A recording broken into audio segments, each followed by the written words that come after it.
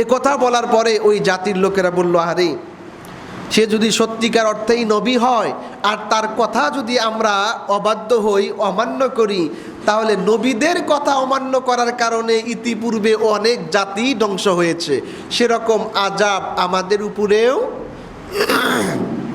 আসতে পারে। তাহলে কি করা যায়? চলো আমরা মুসার সাথে আরেকবার কথা বলি। সে কথা কি?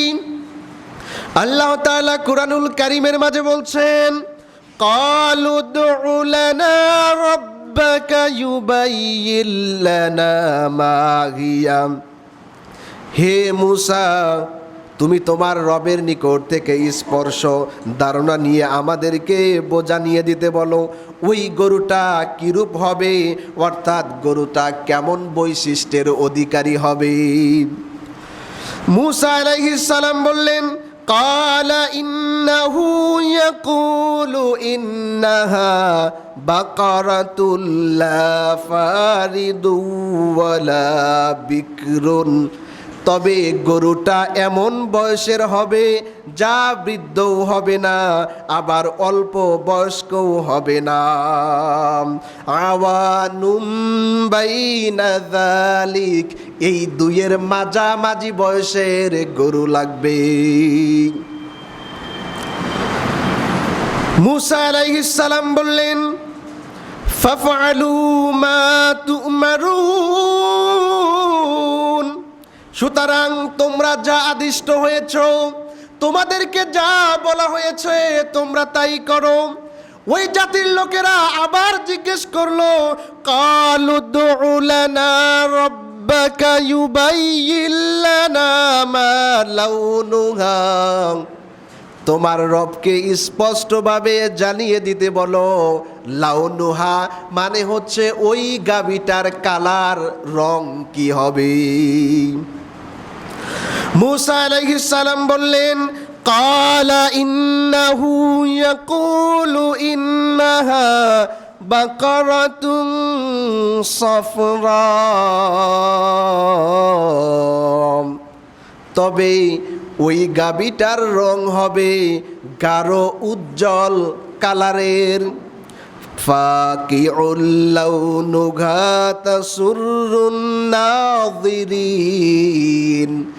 ওই গরুর কালারের প্রতি মানুষ যখন তাকাবে, অটোমেটিক তার দৃষ্টি কেড়ে নেবে, মানুষ সেটা দেখে আনন্দ পাবে, তাদের মন ভরে যাবে। বলবেন না সুবহানাল্লাহ? আমার প্রিয় ভাইরা, ওই লোকেরা আবার জিজ্ঞেস করে, প্রশ্ন করে, ক্বালু উদউ লানা রাব্বাকা ইউবাইয়িন লানা মা হিয়া ইন্নাল বাকারাতা তাশাবাহা আলাইনা ওয়া ইন্না ইনশাআল্লাহু লামুহতাদুন। তারা বলেন, যে গরুটা লাগবে, এই গরুটা কি কোনো কাজে ব্যবহার করা হয়েছে কিনা তোমার রবের কাছ থেকে একটু জেনে আসো, জিজ্ঞাসা করো, তারপরে আমাদের কাছে পরিষ্কার করে জানিয়ে দাও।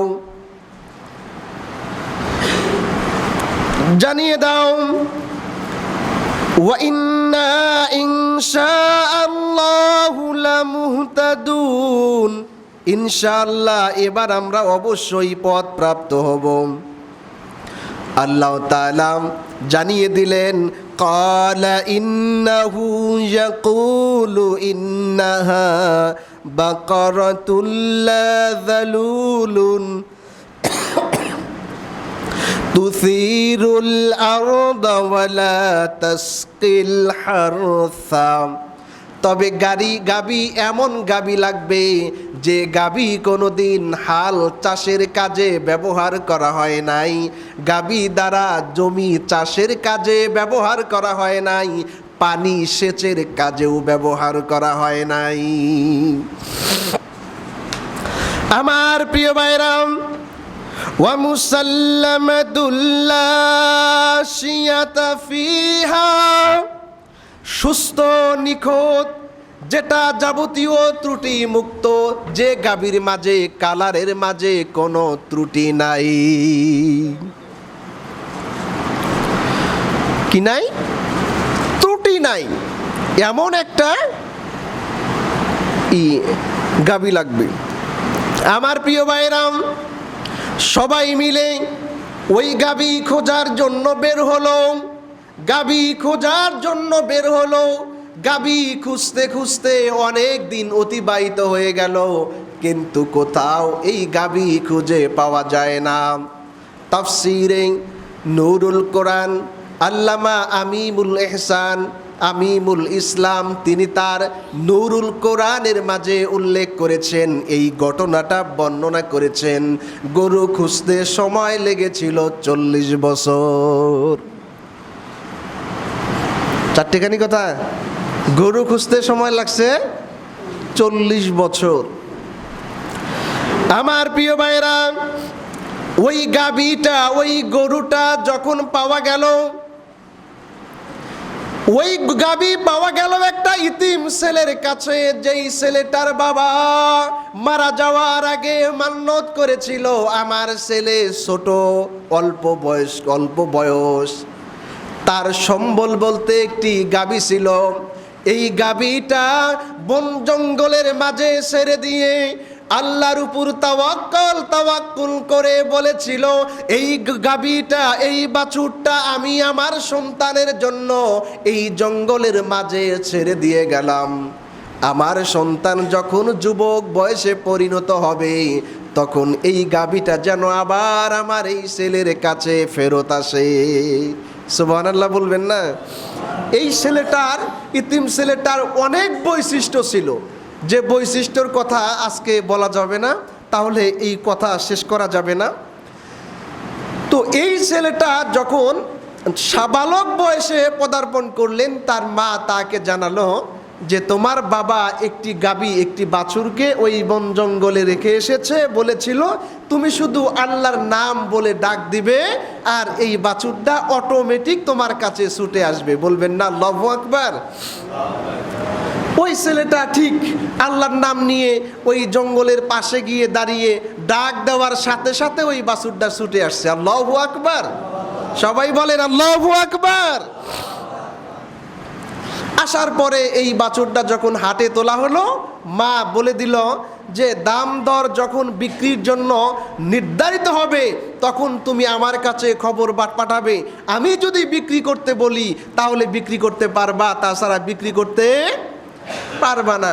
হাটে তোলা হলো, দাম দর মিটে গেল, মাকে জানানো হলো, মা না করলেন এই গাভী এখন বিক্রি করা যাবে না। এভাবে 2-3 হাটের ভিতরে তোলার পরে এই যে 40 বছর যাবৎ যারা গাভী খুঁজছিল, এই লোকগুলি ওই হাটে গিয়ে হাজির হওয়ার পরে তারা এই গাভী পছন্দ হয়েছে, কারণ এই গাভীটাই তো লাগবেই। ওই এতিম ছেলেটা মায়ের কাছে খবর পাঠালো, মা খবর জানালো এই গাভী বিক্রি করা যাবে না, তুমি বাড়িতে নিয়ে আসো। ছেলে গিয়ে গাভী বিক্রি না করে বাড়িতে নিয়ে এলেন। ওই লোকগুলি সাথে সাথে বাড়িতে এলেন, আসার পরে বললেন এই গাভীটাই আমাদের লাগবে।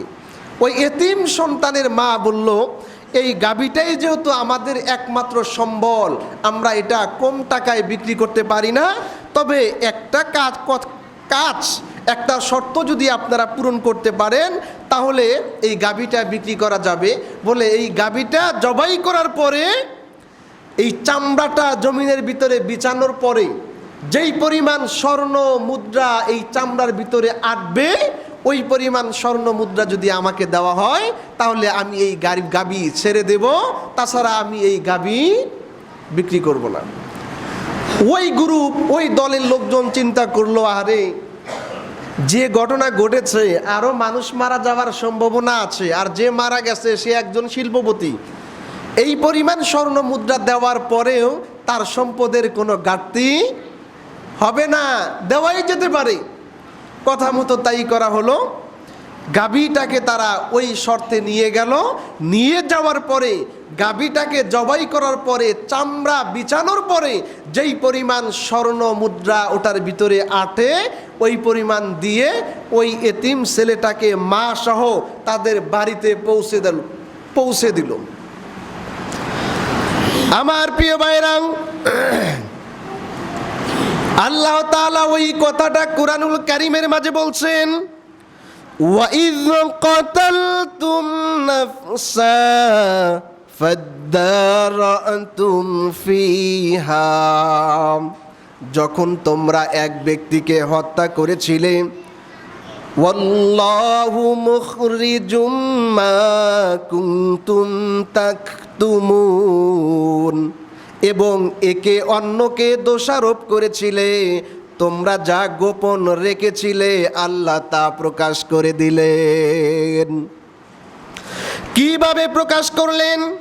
ফাকুলনা দুরিবুহু বিবাউদিহা, আমি বললাম, ওই যে আল্লাহ বলছেন, আমি বললাম ওই চেয়ে কঠিন, ওয়া ইন্না মিনাল হিজারাতি লামা ইয়াতাফাজ্জারু মিনহুল আনহার, অথচ এমন পাথর আছে যাদের থেকে ঝর্ণা প্রবাহিত হয়। আমরা তো মনে করি পাথরের ভিতর থেকে পানি বের হয়, আসলে কিন্তু এটা সাধারণ পানি নয়, এটা হলো তাদের আল্লাহর ভয়ে তাদের চোখ দিয়ে পানি বের হয়, পানি বের হয়, এটা আল্লাহর ভয়ে, আল্লাহর ভয়ে। আমরা ওই ঝর্ণা দেখতে যাই, মজা পাই, অথচ কোরআনে পাওয়া যায় পাথরে এটা কোনো সাধারণ পানি নয়, এটা হলো আল্লাহর ভয়ে ক্রন্দনরত অবস্থায় চোখের পানি। ওয়া ইন্না মিনহা লামা ইয়াশাক্কাকু ফায়াখরুজু মিনহুল মা, নিশ্চয় আরো পাথর আছে, সে পাথর যখন ফেটে যায় অতঃপর পাথর থেকে পানি বের হয়। ওয়া ইন্না মিনহা লামা ইয়াহবিতু মিন খাশইয়াতিল্লাহ, আবার এমন কিছু পাথর আছে যা আল্লাহর ভয়ে গড়ে পড়তে থাকে। পাহাড়ের উঁচু জায়গায় পাথর, এই পাথর গড়াইয়া গড়াইয়া পড়ে, এটা এমনি এমনিই পড়ে না, এটা এমনি এমনিই পড়ে না, এই পাথর গড়াইয়া পড়ে সেটা আল্লাহর ভয়ে। ওয়ামাল্লাহু বিগাফিলিন আম্মা তা'মালুন, আর আল্লাহ তোমাদের কাজ সম্পর্কে বেখবর নন। এই যে আমি একটা পূর্ণাঙ্গ একটি ঘটনা কোরআন থেকে শোনালাম, এই ঘটনা থেকে আমরা শিখতে পেলাম আপনি দুনিয়াতে মানুষ মারেন আর যাই করেন না কেন, যত অপরাধ করেন এটার বিচার করার জন্য কিয়ামতের দিন আবার জীবিত করা হবে, আবার এটার বিচার করা হবে। কিন্তু অনেকেই তার নাম মুসলমান, কিন্তু অনেকেই জানে না যে বিচার দিবসে তোলা হবে, আবার জবাবদিহি করা হবে, এটা অনেকেই জানে না।